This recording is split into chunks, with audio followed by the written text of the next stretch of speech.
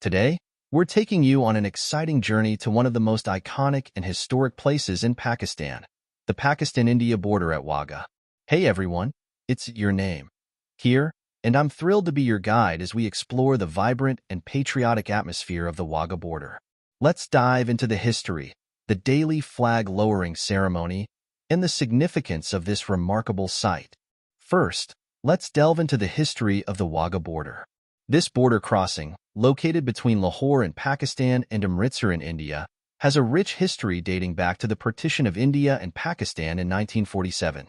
One of the main attractions at the Wagah border is the daily flag-lowering ceremony, also known as the beating retreat ceremony. This event draws large crowds on both sides of the border and is a display of patriotism and military precision.